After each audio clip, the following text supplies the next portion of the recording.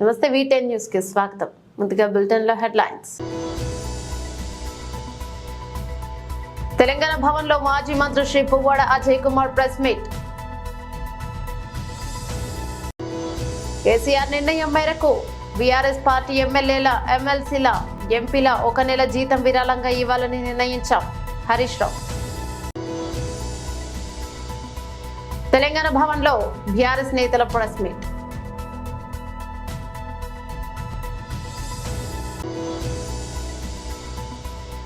కొత్త కస్టమర్లకు ఆకర్షణీయమైన ప్లాన్లు ప్రకటించిన BSNL. తెలంగాణ భవన్ లో మాజీ మంత్రి శ్రీ పువ్వాడ అజయ్ కుమార్ ప్రెస్ మీట్. ఇది విస్తృతంగా ప్రజలే చర్చించుకుంటా ఉన్నారు కాబట్టి ఇక దాన్ని డైవర్ట్ చేయడం కోసం మన డైవర్షన్ ముఖ్యమంత్రి గారు నిన్న ఖమ్మం జిల్లా వదిలిపెట్టి మహబాద్ జిల్లా పోయి అక్కడ నా మీద దాడి చేస్తారు. అది కూడా భౌతిక దాడులు అయిపోయినాయి. దాని తర్వాత వ్యక్తిత్వ హనన దాడి ఏంటంటే మునేరు కంట వరద వచ్చిందంట. ఆ మునేరుకు వరద వచ్చిందంట అజయ్ కుమార్ ఆక్రమణలో, ఖమ్మంలో అజయ్ కుమార్ ఆక్రమణలో వచ్చిందంట. నిజంగా కూడా గతంలో అందరూ అంటే అవగాహన లేని ముఖ్యమంత్రి అంటే నిజంగానే నేను అంత కొంత అనుకున్నా, కానీ ఇంత అవగాహన లేకుండా ముఖ్యమంత్రులు ఉంటారని నేనైతే అనుకుంటాను. ఫస్ట్ టైం చూస్తున్నా. అసలు మునేరు అనే దానికి వరద ఏడు నుంచి వస్తుంది. మునేరు అనే దానికి వరద ఆకేరు అనే ఒక ఏరు, మునేరు కూడా ఏరే, ఆకేరు దాంతోపాటుగా బుగ్గని వాగంటారు, ఆకేరు ఏరు. ఈ రెండు మహబాద్ జిల్లా నుంచి వచ్చి మా ఖమ్మం జిల్లాలో త్రివేణి సంగమంలాగా తీర్థాల దగ్గర కలుస్తాయి. ఆడి నుంచి ఖమ్మం నగరం మీద పడుతుంది. ఇది ఫ్లడ్ మునేరుకు వచ్చేది. మునేరు పరివాహక ప్రాంతంలో ఉన్న కాలనీలన్నీ కూడా నిన్న మీ పేపర్లలో కాలనీలు కూడా విస్తృతంగా రాశారు. ఏమేమి కాలనీలు ఉన్నాయనేది కూడా రాశారు. ఈ కాలనీలో అన్నీ కూడా మునేరుకి ఇరువైపులు ఉంటాయి. అటువైపు పాలేరు కాన్స్టిట్యున్సీ, ఇటువైపు ఖమ్మం కాన్స్టిట్యున్సీ. ఇరువైపులు ఉన్న Danavaigudem, Ravanapeta, Karunagiri, Rajiv Gruhakalpam, Jalagam Nagar, Pedathanda, Venkateswara Nagar, Moti Nagar, Bokkalagadda, Manchikanti Nagar, Prakash Nagar, pumping well road, FCI godown, TNGO colony, Dhamsalapuram, Agraharam colony. ఇవన్నీ కూడా మునేరుకి ఇరువైపులు ఉన్న కాలనీలు. వీటన్నిటిలో కూడా వరద ప్రభావిత ప్రజలందరూ ఇందులోనే ఉన్నారు. దీంట్లో ప్రజలందరూ గత 30 సంవత్సరాలకి ఇల్లు కట్టుకొని ఉన్నారు. గత 10 సంవత్సరాలకు కాదు, 30-40 సంవత్సరాలకి ఇల్లు కట్టుకున్నారు. మరి రాజీవ్ గృహకల్ప కట్టింది మీరే. మేమైతే కట్టి రాజీవ్ గాంధీ పేరు పెట్టాం కదా 10 ఏళ్లలో. లేకపోతే జలగం నగర్ అని చెప్పి మేము పెట్టాం ఆ పేరు, జలగం వెంకటరావు గారు పేరు మీద. ఈ కాలనీలన్నీ కూడా మునిగి అందులో ప్రజలు ఇబ్బంది పడతా ఉంటే ఆయన చెప్పేది వింత డైవర్షన్. పువ్వాడ అజయ్ కుమార్ ఆక్రమణల వల్ల ఖమ్మం మునేరుకు వరద వచ్చిందండి. అయ్యా 2.5 లక్షల క్యూసెక్లు వరద. అది ఖమ్మం నగరం నుంచి కూడా రాదు. ఖమ్మం నగరం నుంచి మొత్తం ఒకవేళ కలెక్ట్ అయినా కూడా ఈ కాలనీలన్నీ దాటిన తర్వాత దంసలాపురం అవతల పోతుంది. కానీ పైనుంచి వచ్చిన వరదని నువ్వు అంచనా వేయలేక సాటర్డే నాడు ఈవినింగ్ 21 అడుగులండి. 21 అడుగులు ఒక ఇల్లు కూడా మునగదు. కాకపోతే ఏం చేస్తామంటే 18 అడుగుల నుంచి మేము ఆల్రెడీ ఎవిక్షన్ స్టార్ట్ చేస్తాం. ప్రజలందరినీ కూడా సురక్షిత ప్రాంతాలకు తరలిస్తాం. మైకుల్లో అనౌన్స్ చేస్తాం. రెవెన్యూ అధికారులు, ఇరిగేషన్ అధికారులు, మున్సిపల్ అధికారులు అందరూ పోతారు. పోయి వాళ్ళందరినీ కూడా ఎవిక్ట్ చేస్తారు. వాళ్ళందరికీ కూడా అది అలవాటు. ప్రతి సంవత్సరం కూడా ఒకవేళ వస్తుంటే సామాన్ టగటగటగా సర్దుకుంటారు. టీవీ ఫ్రిడ్జ్లతో సహా ట్రాక్టర్లు వేసుకొని, ఆటోలు వేసుకొని వెళ్ళిపోతారు. ఒక్క కాషన్ లేదు, ఒక హెచ్చరిక లేదు, ఒక మైక్ అనౌన్స్మెంట్ లేదు. సండే మార్నింగ్కి వచ్చేటప్పుడు 9 గంటలకి 33 అడుగులకు వచ్చింది. ప్రజలందరూ హలో రామచంద్ర అనుకుంటా అన్నీ వదిలేసి పరుగులు పెట్టి ప్రాణాలు, అది కూడా పగలు 8:30-9 గంటలకు పొద్దున పూట వచ్చింది కాబట్టి బతికిపోయారు. కానీ అదే రాత్రిపూట వచ్చుంటే మాత్రం కొన్ని వేల మంది ప్రాణాలు కొట్టుకుపోయి ఉండేవి. అది వదిలిపెట్టి మీరు, మీ ప్రభుత్వం, మీ రెవెన్యూ అధికారులు, మీ ఇరిగేషన్ అధికారులు, మీ ఫెయిల్యూరు అంతా వదిలిపెట్టి అసలు ప్రజల్ని మాకు చెప్పలేదనేది అక్కడ ప్రధానమైన ఆరోపణ ముందు ప్రజల నుంచి. సరే రిలీఫ్ మెజరు మీరు ఫెయిల్యూర్ అయ్యారు, దట్స్ ఎ డిఫరెంట్ ఇష్యూ. మీరు అసలు ప్రజల్ని మీరు హెచ్చరించకుండా వాళ్ళని గాలికి వదిలిపెట్టి దీని నుంచి డైవర్షన్ చేయడానికి, మీ ఫెయిల్యూర్ని డైవర్షన్ చేయడానికి ఎక్కడో చిట్చాట్. అకేషన్ ఏంటండి? ఫ్లడ్లో అకేషన్లో మేము తిరిగినాం, బురద పూసుకుంటా బురదలో తిరిగినాం. మీరు ఎట్లా తిరిగిర్రు? ఎలక్షన్లో క్యాంపెయిన్కి వచ్చినట్టు తిరిగి చిట్చాట్ పెట్టి నా మీద ఆరోపణ చేసి బట్టకాల్చి మొహం మీద వేసి వెళ్ళిపోవాలని. దాంతో ప్రజలకు స్వాంతం కలుగుతుందా? మేము లేము కదా, మేము పదవుల్లో లేము. మేము పదవుల్లో ఉన్నప్పుడు మేము ఎట్లా పనిచేసినాం అనేది ప్రజలు సోషల్ మీడియాలో చెప్తా ఉన్నారు బాజాప్తి ఇవ్వాలి. సరే కొన్ని పత్రికలు చూపించకపోవచ్చు, కొన్ని టీవీలు చూపించకపోవచ్చు, కానీ ప్రజల డిస్కషన్ ఏందనేది మేము ఎట్లా పనిచేసినాం అనేది. మేము నడుల్లో నీళ్ళల్లో దిగినాము, ఎన్డీఆర్ఎఫ్ బృందాలను తీసుకొచ్చినాము, బోట్లు పెట్టినాము, ప్రజల్ని రక్షించినాము, వాళ్ళకి అంతా అయిపోయిన తర్వాత రిలీఫ్ మెజర్స్ సొంత డబ్బులు పెట్టుకొని సరుకులు ఇచ్చినాము, సొంత డబ్బులు పెట్టుకొని చెక్కులు ఇచ్చినాము. అవన్నీ ప్రజలు ఇవాళ చెప్తున్నారు. మీకు అంత పెద్ద మనసు లేకపోవచ్చు, వేల కోట్ల రూపాయలు అధిపతులైన వారు మంత్రులు ఉన్నా కూడా మీకు పెద్ద మనసు లేకపోవచ్చు. కానీ ప్రభుత్వం తరఫున సాయం చేయకపోగా మేము సాయం చేయడానికి పోతే మా మీద దాడులు చేసుకొని మళ్ళీ అది భౌతిక దాడులు సరిపోవన్నట్టు మరి ఆ మంత్రులకు వాయిస్ లేదు కాబట్టి ముఖ్యమంత్రి గారు ఈ రకంగా ఆరోపణలు చేసి పట్టగాల్చి మొహం మీద వేద్దామంటే ఎక్కడున్నాయి ఆరోపణలు? నేను ఛాలెంజ్ చేస్తూ ఉన్నా. ఖమ్మం నగరంలో 1 ఇంచు నా ఆక్రమణ ఉన్న కూల్చేయి. You are in the power. మీది కదా ప్రభుత్వం. ఈ హరీష్ రావు గారు హరీష్ రావు గారి కంట వీరంట సూచన చేస్తారంట, ఆదర్శంగా ఉండాలని చెప్పి హరీష్ రావు గారి దగ్గర ఉండి నా హాస్పిటల్ కూలగొట్టాలంట. అది హాస్పిటల్ 25 ఏళ్ళు అయింది కట్టి. ఓకే, ఎన్నో ప్రభుత్వాలను చూసింది, ఎన్నో కుట్రలను చూసింది. కానీ నా హాస్పిటల్ ఉండేదేమో ఖమ్మానికి నార్త్ సైడ్. ఒక సుక్క నీళ్లు రాలే ఆడికి. నిజంగా ఆక్రమణలో ఉంటే మరి మునగాలి కదా. కిందకేమో దక్షిణానికి మునేరు ఉంది. ఎక్కడ ఏముందో కూడా జియోగ్రాఫికల్ కూడా ఖమ్మం నగరం గురించి తెలియని ముఖ్యమంత్రి గారు నా మీద ఆరోపణలు చేస్తాడు. మేమేమంటున్నాం, మేము ప్రజలు ఆపదలో ఉన్నప్పుడు మేము పోయి ఆదుకుంటానికి ప్రజల మధ్యలో తిరుగుతున్నాం. ప్రజలు ఆదరిస్తున్నారు. మీరు కూడా తిరిగి మీరు కూడా ఆదరణ తెచ్చుకోవాలా. తెచ్చుకోకపోగా పైకి వెళ్ళి మా మీద ఆరోపణలు చేసి ఎన్నాళ్ళు ఆరోపణలు చేస్తారు? ఎలక్షన్లప్పుడు ఇట్లనే పిచ్చి పిచ్చి ఆరోపణలు చేసి తర్వాత ఎలక్షన్లు అయిపోయిన తర్వాత మీ ప్రభుత్వం వచ్చాక ఇప్పుడు ఖమ్మంలో వచ్చి చిట్చాట్లో కూర్చొని కేసీఆర్ గారు 2000 కోట్లు ఇవ్వాలని చెప్పి బాధ్యతారహితంగా మాట్లాడటం. కేసీఆర్ గారు ఇస్తారా 2000 కోట్ల రూపాయలు వరద సాయం? మీరెందుకున్నారు మరి ప్రభుత్వం ఉండి? ఇప్పుడు ప్రతిసారి కేసీఆర్ గారు దీక్ష చేయాలా, హరీష్ రావు గారు దీక్ష చేయాలా, లేకపోతే మీరు ప్రాణత్యాగం చేయాలా? మరి మీరున్నది ఎందుకు? ప్రభుత్వం మీరు కదా ఉంది, మీరు కదా నడపాల్సింది. కాబట్టి ఇట్లాంటి పిచ్చి ఆరోపణలు చేసిన ఆయన ఏమంటాడు, మాజీ మంత్రి మీద ఆరోపణలు తెలుసు, నీకు తెలుసు, నీ ఇష్టం వచ్చిన ఎంక్వైరీ చేసుకో. 1 ఇంచ్ ఖమ్మంలో. వరద బాధితులను ఆదుకోవాలని మాజీ మంత్రి కేసీఆర్ నిర్ణయం మేరకు బీఆర్ఎస్ పార్టీ శ్రేణులు ఎమ్మెల్యేలు, ఎమ్మెల్సీల, ఎంపీల 1 నెల జీతం విరాళంగా ఇవ్వాలని నిర్ణయించాం. తెలంగాణ రాష్ట్ర వ్యాప్తంగా వరదల వల్ల సర్వం కోల్పోయి ఇబ్బంది పడుతున్న ప్రజలకు అండగా నిలవాలని ఇప్పటికే బీఆర్ఎస్ పార్టీ పక్షాన సహాయక చర్యలు చేపట్టింది. అందుకు తోడుగా బీఆర్ఎస్ శాసనసభ్యులు, శాసనమండలి సభ్యులు, పార్లమెంట్ సభ్యులు 1 నెల జీతాన్ని వారికి అందించనున్న ప్రజల కష్టాల్లో తోడుండే బీఆర్ఎస్ పార్టీ ఇప్పుడు కూడా విలయం సృష్టించిన విపత్తులో ప్రజలతో ప్రజల పక్షాన నిలబడింది. వరద బాధితులను ఆదుకునేందుకు ప్రజలందరూ ముందుకు చేరాలని విజ్ఞప్తి చేస్తున్నారు. బీఆర్ఎస్ పార్టీ ఎమ్మెల్యేలు, ఎమ్మెల్సీలు, ఎంపీలు మేమందరం కూడా మా నెల జీతాన్ని కూడా ఖమ్మంకు పంపించి ఆ బాధితులకు ఆదుకోవాలని చెప్పి కేసీఆర్ గారు నిర్ణయించారు. మాజీ ముఖ్యమంత్రి కేసీఆర్ గారి నిర్ణయం మేరకు బీఆర్ఎస్ పార్టీ ఎమ్మెల్యేలం, ఎంపీలం, ఎమ్మెల్సీలం మేమందరం 1 నెల జీతాన్ని ఆ వరద బాధితుల సహాయం కోసం ఇవ్వాలని చెప్పి కూడా మేము కూడా నిర్ణయించుకున్నాం. అందరూ ముందుకు రండి, అన్ని జిల్లాల నుంచి ముందుకు రండి. మనుషులం కదా, తోటి మనిషికి దుఃఖం వచ్చినప్పుడు, తోటి మనిషికి కష్టం వచ్చినప్పుడు సాయం చేసి కాపాడుకునే బాధ్యత మన మీద ఉంటుంది. తెలంగాణ భవన్ లో బీఆర్ఎస్ నేతల ప్రెస్ మీట్. మా దగ్గర ఉన్నారు. మేము అంతకంటే ఎక్కువ ఈనాడు బీఆర్ఎస్ పార్టీ చేయాలి సత్తా మా పార్టీకి ఉన్న సంగతి తెలియపరుస్తున్నాను. మరి ఎవరైతే కొట్టిన ప్రతి వ్యక్తి గమనిస్తున్నారు. కొట్టడమే కాకుండా చంపే ప్రయత్నాలు చేశారు.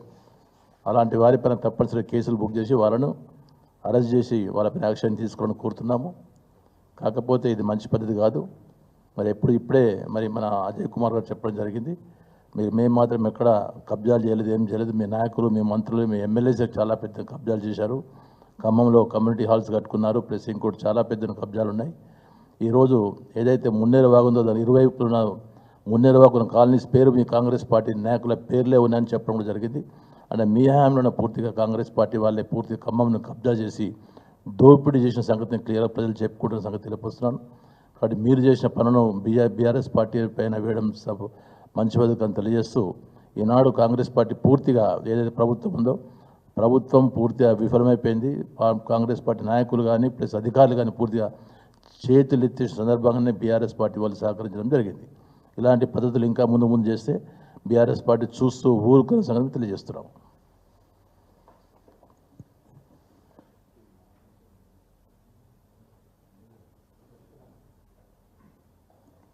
మీడియా మిత్రులకు నమస్కారం.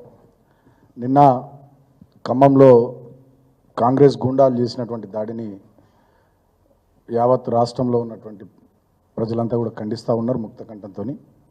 ప్రజాస్వామ్యంలో ఎవరైనా కూడా ప్రజల కోసం పనిచేయాలి. ముఖ్యంగా ప్రజలు ఇబ్బందుల్లో ఉన్నప్పుడు, ప్రజల యొక్క పరిస్థితి దయనీయంగా ఉన్నప్పుడు, అది పాలకపక్షం కానీ ప్రతిపక్షం కానీ ఎవరైనా కూడా ప్రజల కోసమే పనిచేయాలి. ప్రకృతి వైపరీత్యాలు సంభవించినటువంటి తరుణంలో రాజకీయాలను పక్కన పెట్టి రాజకీయాలకు అతీతంగా అందరం కూడా పనిచేయాల్సినటువంటి బాధ్యత మన మీద ఉంది. గతంలో ఉమ్మడి ఆంధ్రప్రదేశ్ రాష్ట్రంలో కానీ దేశంలోని ఇతర రాష్ట్రాల్లో కానీ ఇటువంటి వైపరీత్యాలు సంభవించినప్పుడు పార్టీలకు అతీతంగా, రాజకీయాలకు అతీతంగా, కులమతాలకు అతీతంగా అందరూ కూడా పనిచేసినటువంటి సందర్భాలు. కానీ చిల్లర రాజకీయాలు చేస్తూ మొత్తం తెలంగాణలో ఒక విధ్వంసకర వాతావరణాన్ని సృష్టిస్తూ ప్రజల్ని, పార్టీల్ని, నాయకుల్ని భయాందోళనలకు గురి చేస్తూ ఒక రకమైనటువంటి రాక్షస క్రీడ రేవంత్ రెడ్డి వాళ్ళ తెలంగాణలో ముఖ్యమంత్రి హోదాలో నడిపిస్తూ ఉన్నాడు. నిన్న మాజీ మంత్రులు హరీష్ రావు గారు, మా సబితా ఇంద్రారెడ్డి గారు, పువ్వాడ జయ గారు, జగదీశ్వర్ రెడ్డి గారు, మా ఎమ్మెల్యేలు, మాజీ ఎమ్మెల్యేలు, మా మాజీ ఎంపీలు, ప్రస్తుత ఎంపీలు, ఎమ్మెల్సీలు ఆ బృందం మీద నిజంగా చంపే ప్రయత్నం జరిగింది, దాడి చేయడం జరిగింది. ఇది దుర్మార్గం. ప్రజాస్వామ్యంలో ఇటువంటి వాటికి తావులేదు. మేము కూడా 9.5 సంవత్సరాలు అధికారంలో ఉన్నాం. ఎన్నడూ కూడా అటువంటి ప్రయత్నాలు చేయాలి, అటువంటి పనులు చేయాలి. మా ప్రభుత్వం అధికారంలో ఉన్న 2 టర్ముల్లో రాహుల్ గాంధీ గారు తిరిగిర్రు, భారతీయ జనతా పార్టీకి సంబంధించిన పెద్దలు తిరిగిర్రు, వీళ్ళు రాష్ట్ర కాంగ్రెస్ నాయకులు కూడా పాదయాత్రలు చేసిర్రు, ఇతరులు చాలామంది కూడా తిరిగిర్రు. ఇష్టం వచ్చినట్టుగా ఎవరు పడితే వాళ్ళు, ఎట్లా పడితే అట్లా వాళ్ళ అభిప్రాయాలు చెప్పిర్రు. అయినప్పటికీ కూడా ఎక్కడ కూడా మేము విచక్షణ కోల్పోకుండా పనిచేసినమే తప్ప ఈ రకమైన వ్యక్తిగత దుగ్ధతోని ఈ రకంగా ఎన్నడూ కూడా ప్రవర్తించలేదు. చాలా బాధ్యతతో ప్రవర్తించినాం. మరి అదెవరో చెప్పినట్టుగా, పెద్దలు ఎవరో చెప్పినట్టుగా కనకపు సింహాసనమున శునకము కూర్చుండబెట్టి శుభలగ్నమున దొనరగా పట్టము కట్టిన వెనకటి గుణమేలవాను వినరాసుమతి అన్నట్టే ఉన్నది. ఇవల్ల అర్హత లేని వాళ్ళని అందలం ఎక్కిస్తే, అర్హత లేనటువంటి వాళ్ళకి అవకాశాలు ఇస్తే, అడ్మినిస్ట్రేషన్ చేతగాక పరిపాలనను గాలికొదిలేసి సినిమాలు చూసుకుంటూ, షికార్లు చేసుకుంటూ ప్రజల ధన, మాన, ప్రాణాలు, ఆస్తి నష్టం జరుగుతుంటే కూడా కనీసం పట్టించుకోకుండా అంత అయిపోయాక చేతులు కాలినాక ఆకులు పట్టుకున్నట్టు అంత అయిపోయాక మీద మీద ఏదో ప్రచారం పట్టటోపం లెక్క పోయి చేసి వచ్చి ఇవాళ ప్రజల దగ్గరికి ప్రధాన ప్రతిపక్షంగా మేము పోతే మా ఊళ్ళ మీద దాడి చేయడం అంటే ఇదంతా కూడా రాష్ట్ర ప్రజానీకం గమనిస్తూ ఉన్నారు. ఇది మంచి పద్ధతి కాదు. వీళ్ళందరికీ రాష్ట్ర ప్రజానీకం అందరికీ కూడా నేను విజ్ఞప్తి చేస్తూ ఉన్నా, మేధావులకు, బుద్ధిజీవులకు, అన్ని పార్టీల వాళ్ళకి విజ్ఞప్తి చేస్తూ ఉన్నా. ఇటువంటి వాటిని ముక్తకంఠంతో మనం అందరం ఖండిద్దాం. ఆపద సమయంలో ప్రజలకు అండగా నిలుద్దాం. మేము బీఆర్ఎస్ పార్టీగా ఇది పుట్టింది ఆనాడు తెలంగాణ తేవడానికి, తెలంగాణ తెచ్చినాం, ప్రజల ఆశీర్వాదంతో అభివృద్ధి చేసినాం. మాకు అవకాశం ఇచ్చిన 2 టర్ములు. ఇప్పుడు ప్రధాన ప్రతిపక్షంగా మాకు ఇచ్చినటువంటి బాధ్యతను డెఫినెట్గా మేము ప్రజల కోసం నిర్వర్తిస్తాం. ఇటువంటి దాడులకు బెదిరేది లేదు, భయపడేది లేదు. మమ్మల్ని రేవంత్ రెడ్డి చంపే ప్రయత్నం ఇంకెన్నిసార్లు చేసినా ప్రజలకు సేవ చేయడానికి మేము వెనకాడం. ప్రజల దగ్గరికి పోవడానికి బీఆర్ఎస్ పార్టీ వెనకాడదు. మా గ్రామ స్థాయి కార్యకర్తల నుంచి మొదలుకొని రాష్ట్ర స్థాయి నాయకత్వం వరకు మా మీద ఎన్ని దాడులు చేసినా, మమ్మల్ని చంపే ప్రయత్నం చేసినా, మమ్మల్ని చంపినా మా చివరి రక్త బొట్టు దారబోసైనా ఈ ప్రజలకు, ఈ తెలంగాణకు అండగా ఉండడం మా కర్తవ్యం. కేసీఆర్ గారి నాయకత్వంలో మేము అదే పని చేస్తామని చెప్పి మరొకసారి తెలియజేస్తూ, పోలీసులకు మేము నిన్న చెప్పినాం, ఇవాళ కూడా చెప్తా ఉన్నాం. మీ సాక్షిగా దాడి జరిగింది. అధికారం ఎవరికి శాశ్వతం కాదు. నేను పోలీసులను కూడా కోరుతా ఉన్నా. బయాస్డ్గా పోతూ ఉన్నారు కొంతమంది. జిల్లాల్లో, గ్రామాల్లో, పట్టణాల్లో చాలా చోట్ల అక్రమంగా కేసులు పెడతా ఉన్నారు, ఇష్టం వచ్చినట్టు బిహేవ్ చేస్తూ ఉన్నారు. నిన్న మాజీ మంత్రులు, ఎమ్మెల్యేల బృందం మీద మీ సాక్షిగా కాంగ్రెస్ గుండాలు దాడి చేశారు. ఫోటోలు కూడా అన్ని సోషల్ మీడియాలో ఆల్రెడీ తిరుగుతూ ఉన్నాయి, ఎవరు ఏందనేది. బీఆర్ఎస్కు సంబంధించినటువంటి కార్యకర్తల మీద కాంగ్రెస్ వాళ్ళు ఎట్లా దాడులు చేస్తూ ఉన్నారో సోషల్ మీడియాలో మరి రౌండప్ చేసి మరి వాళ్ళు ఎవరు, ఆ కాంగ్రెస్ పార్టీ నాయకుని పేరేంది, వాళ్ళ వివరాలు ఏంది మొత్తం కూడా ఆల్రెడీ బయటకు వచ్చినాయి. ఇట్లా దాడులు చేస్తూ ఉంటే కూడా కార్యకర్తల మీద, తర్వాత మా వాళ్ళ కాన్వాయ్ మీద, మా మాజీ మంత్రుల మీద దాడి చేస్తూ ఉంటే పోలీసులు చూస్తూ ప్రేక్షకుల్లాగా నిలబడడం ఇది కరెక్ట్ కాదు. నిన్న మా బృందం ఆల్రెడీ సిపిఆర్కి కంప్లైంట్ ఇచ్చింది ఖమ్మంలో. మరి ఎంతమంది మీద మీరు ఎఫ్ఐఆర్ చేసిర్రు, ఇప్పటివరకు ఎంతమంది మీద కేసులు పెట్టిర్రు, ఎంతమందిని అరెస్ట్ చేసిర్రు, మరి జరిగిన సంఘటన మీద రాష్ట్ర డీజీపీ గారు ఇప్పటివరకు స్పందించలే. హోంమంత్రిత్వ శాఖ ముఖ్యమంత్రి చేతిలోనే ఉంది, ఇప్పటివరకు ఆయన మాట్లాడలే. అర్థమవుతూ ఉంది కథా స్క్రీన్ ప్లే దర్శకత్వం రేవంత్ రెడ్డి, నిర్మాత పొంగులేటి శ్రీనివాసరెడ్డి అని అంటున్నారు అందరూ. నిన్న జరిగినటువంటి దాడికి సంబంధించి కథా స్క్రీన్ ప్లే దర్శకత్వం రేవంత్ రెడ్డి, ముఖ్యమంత్రి, హోంమంత్రి, జిల్లా మంత్రి పొంగులేటి శ్రీనివాసరెడ్డి నిర్మాత అని చెప్పి అంటున్నారు. సో ఇప్పటివరకు డీజీపీ స్పందించలేదు. పోలీసు యంత్రాంగం మరి అంత పెద్ద దాడి జరిగితే డీజీపీ గారు అధికారికంగా మాట్లాడాలి కదా, ఏం జరిగింది, ఎంతమంది మీద కేసు అయింది, ఎంతమందిని అరెస్ట్ చేసిర్రు, ఏంది ఏం కథ అనేది చెప్పాలి కదా. ఇప్పటివరకు కూడా స్పందించకపోవడం నిజంగా దారుణం. సరే, ఇంకొక విషయం, నిన్న మంత్రి పొంగులేటి శ్రీనివాసరెడ్డి గారు కాంగ్రెస్ పార్టీకి సంబంధించిన మంత్రులు మాట్లాడుతూ ఆక్రమణలు అవుతున్నాయి. ముఖ్యమంత్రి మాట్లాడుతూ జిల్లాల్లో కూడా హైడ్రాలు ఏర్పాటు చేయాలి, మొత్తం ఎవరెవరు ఆక్రమిస్తున్నారో చేయాలి. ఇప్పుడు మేము ఖమ్మంకు సంబంధించి నేను ఆధారాలతో సహా బయట పెడతా ఉన్నా. మీ రెవెన్యూ శాఖ మంత్రి పొంగులేటి శ్రీనివాసరెడ్డి గారికి సంబంధించినటువంటి ఎస్ఆర్ గార్డెన్, అది ఎన్ఎస్పి కెనాల్కు సంబంధించినటువంటి 21 ప్రైవేట్ రంగ టెలికాం ఆపరేటర్లు అయిన Reliance, Jio, Bharti, Airtel, Vodafone, Idea దాదాపు 2 నెలల కిందట టారిఫ్ ప్లాన్ల రేట్లను అమాంతం పెంచాయి. దాదాపు 15% మేర హెచ్చించాయి. అప్పటి నుంచి ప్రభుత్వం రంగ టెలికాం ఆపరేటర్ అయిన బిఎస్ఎన్ఎల్ కు కస్టమర్ల ఆదరణ పెరుగుతోంది. ఇక చౌక ధరలకి చక్కటి ప్రయోజనాలు అందించే ఆఫర్లు అందుబాటులో ఉండడమే ఇందుకు కారణమదే. మార్కెట్లో నెలకొన్న పరిస్థితులను సద్వినియోగం చేసుకోవడమే లక్ష్యంగా బిఎస్ఎన్ఎల్ కూడా ఆకర్షణీయమైన కొత్త ఆఫర్లను పరిచయం చేస్తున్న విషయం తెలిసింది. ఈ క్రమంలో ఈ కొత్త కస్టమర్లను ఆకర్షించడమే లక్ష్యంగా ఇటీవల మరో 2 కొత్త ప్లాన్లను కంపెనీ విడుదల చేసింది. ఇక 108,249 ధరలతో కొత్త ప్రీపెయిడ్ ప్లాన్స్ బిఎస్ఎన్ఎల్ ప్రకటించింది. ఈ రీఛార్జ్ ప్లాన్లు అపరిమిత కాలింగ్, ఉచిత MMS, high speed 4G internet వంటి సంయోజనాలు అందిస్తున్నాయి. అయితే ఈ ప్లాన్లు కొత్త కస్టమర్లకు మాత్రమే వర్తిస్తాయి. వీటికి సంబంధించిన పూర్తి వివరాలు ఈ విధంగా ఉన్నాయి. జిల్లాలోని వరద ముంపు ప్రాంతాల ప్రజలు అప్రమత్తంగా ఉండాలని, అధికార యంత్రాంగం అప్రమత్తంగా ఉండాలని రాష్ట్ర ఐటీ శాఖ మంత్రి దుద్దిల శ్రీధర్ బాబు తెలిపారు. రామగుండం ఎమ్మెల్యే రాజ్ ఠాకూర్, మక్కాన్ సింగ్, పెద్దపల్లి కలెక్టర్ కోయ శ్రీహర్ష, మంచిర్యాల జిల్లా కలెక్టర్ కుమార్ దీపక్లతో కలిసి ఎల్లంపల్లి ప్రాజెక్టును పరిశీలించారు. సందర్భంగా రాష్ట్ర ఐటీ శాఖ మంత్రి దుద్దిల శ్రీధర్ బాబు మాట్లాడుతూ ఎగువ కురుస్తున్న భారీ వర్షాల కారణంగా ఎల్లంపల్లి ప్రాజెక్టు నిండుకుండలా మారుతోందని, ముంపు ప్రాంతాల ప్రజలకు ఎలాంటి నష్టం కలగకుండా అధికారులను అప్రమత్తంగా ఉండాలని తెలిపారు.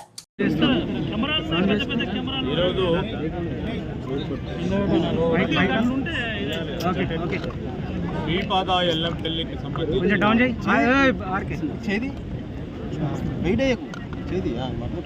ఇన్ఫ్లోస్, అవుట్ఫ్లోస్, మొబైల్ ఎవరిది, దానికి సంబంధించి వివరాలను తెలుసుకోవడానికి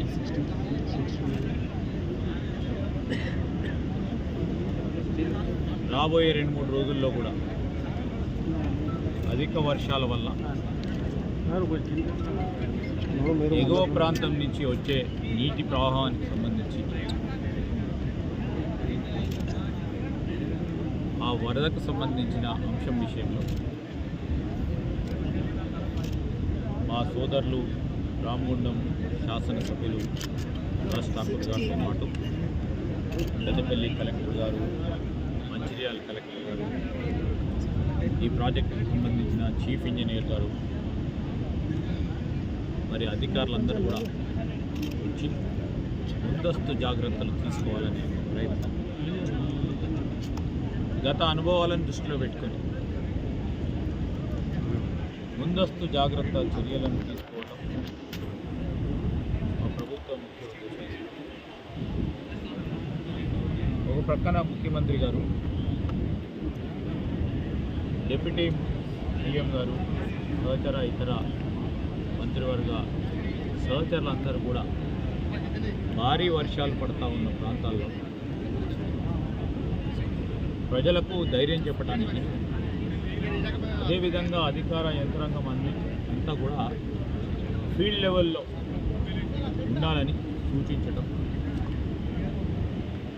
ఎక్కడైతే ఎమర్జెన్సీ పరిస్థితులు ఏర్పడతాయి అని అనుకున్నప్పుడు ప్రజలకు చేరువలో అధికార యంత్రాంగాన్ని ఉంచి వెనువెంటనే ఏర్పాట్లు చేస్తూ గోదావరి పరిహారిక ప్రాంతానికి సంబంధించిన గ్రామాలని అప్రమత్తం చేస్తూ వారందరినీ కూడా సెన్సిటైజ్ చేస్తూ అప్రమత్తంగా ఉండాలని వారు సహకారాన్ని కోరుతూ ఈరోజు మేము ఈ ప్రాజెక్టుకు సంబంధించిన అంశాన్ని చేయడానికి వచ్చాం. ఇప్పుడే మా చీఫ్ ఇంజనీర్ గారు, కలెక్టర్స్ కూడా చెప్పడం జరుగుతాం. పొద్దున, మధ్యాహ్నం, రాత్రి వారు ప్రత్యక్షంగా వచ్చి ఈరోజు శ్రీపాద ఎల్ఎల్పల్లికి సంబంధించిన లెవెల్స్ ఏ విధంగా ఉన్నాయి, ఎన్ని ఇంట్లో వాటర్ వస్తూ ఉన్నాయి, ఆ ఇంట్లో వాటర్కి సంబంధించి ఎన్ని అవుట్ఫ్లో వదులుతూ ఉన్నారు, కాన్స్టాంట్గా అంటే పరిహారిక ప్రాంతాల గ్రామాలను దృష్టిలో పెట్టుకొని పై నుంచి వచ్చే వరదకు సంబంధించి ఎన్ని క్యూసెక్స్ వదలాలి అనే ఒక ప్రణాళిక సిద్ధం చేసుకుని వదులుతూ ఉన్నారు. ఇప్పుడు శ్రీపాద ఎల్ఎల్పల్లిలో దాదాపు 14.7 టీఎంసీ నీటి నిల్వను ఇంకా పైనుంచి వచ్చే ప్రవాహాన్ని వెనువెంటనే ఎంత వస్తే అంత వదిలే కార్యక్రమం పెట్టుకున్నారు. దీని కెపాసిటీ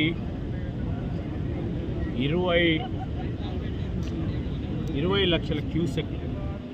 ఈ 20 లక్షల క్యూసెక్స్ సంబంధించి ఇప్పుడు దాదాపు 14,70,000 వరకు, సారీ కాదు 14,70,000 ఇంకా 5 లక్షల వరకు మనకు ఉంది కుషన్, 5 టీఎంసీ కుషన్ ఉంది.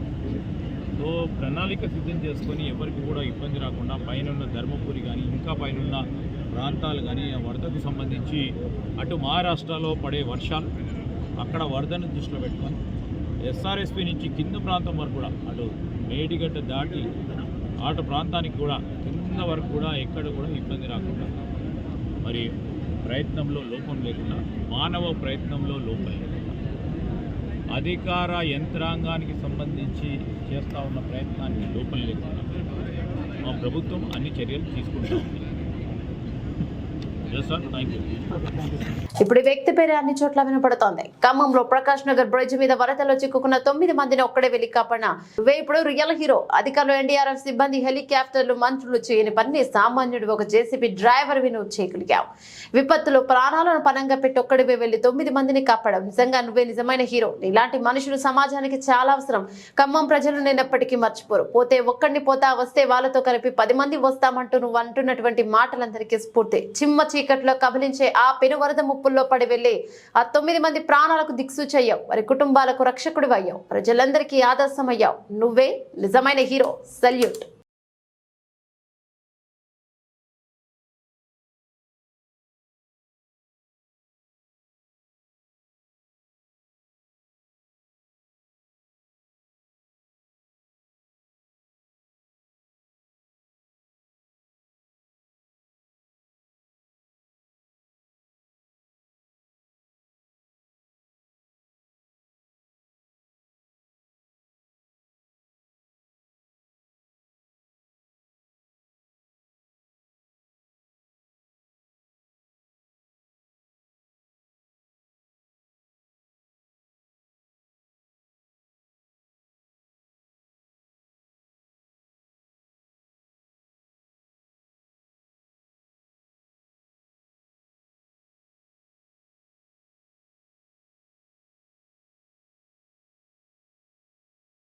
మేడారం అడవుల్లో సుడిగాలి బీభత్సం. ములుగు జిల్లా మేడారం అడవులు 50,000 చెట్లు నేలమట్టం. టోర్నడో తరహా గాలులకు కుప్పకూలే చెట్లు. ఒక్కసారిగా వచ్చిన సుడిగాలులతో అడవిలో విధ్వంసం. 200 హెక్టార్ల మేర దెబ్బతిన్న అటవీ ప్రాంతం.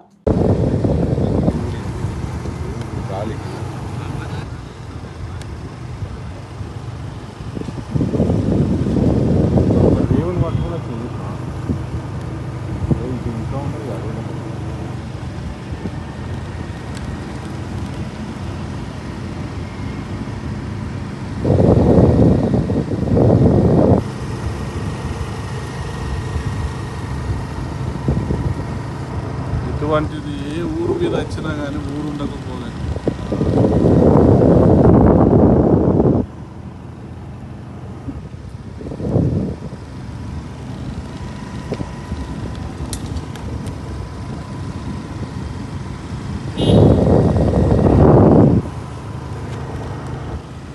తెలంగాణలో కొత్త ఇల్లు నిర్మించుకొని విద్యుత్ మీటర్ బిగించుకొని వారికి ప్రభుత్వం 820 రూపాయలకి మీటర్లు ఏర్పాటు చేయనుంది. ఇక సెప్టెంబర్ 15 నుంచి సిబ్బంది గ్రామాల్లో తిరిగి మీటర్లు లేని పేదలను గుర్తిస్తారు. సెప్టెంబర్ 15 వరకు సాధారణంగా మీటర్ల కోసం మీ సేవా కేంద్రాల్లో దరఖాస్తు చేసుకోవాలి. కానీ ప్రస్తుతం సిబ్బందికి డబ్బులు ఇస్తే నేరుగా రసీదు తీసుకునే వెసులుబాటు ఉంది. వారు గృహజ్యోతి కోసం ఈ నెల 15న మొదలయ్యే ప్రజాపాలనలో దరఖాస్తు చేసుకోవచ్చు.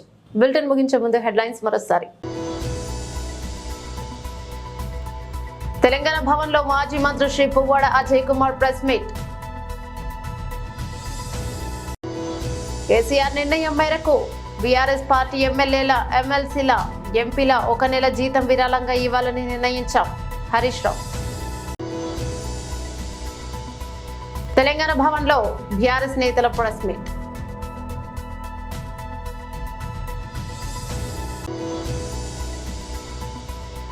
కొత్త కస్టమర్లకు ఆకర్షణీయమైన ప్లాన్లు ప్రకటించిన బిఎస్ఎన్ఎల్. ఇవి బులెటిన్లోని అప్డేట్స్. మరో బులెటిన్లో మళ్ళీ కలుసుకుందాం. అంతవరకు సెలవు. నమస్తే.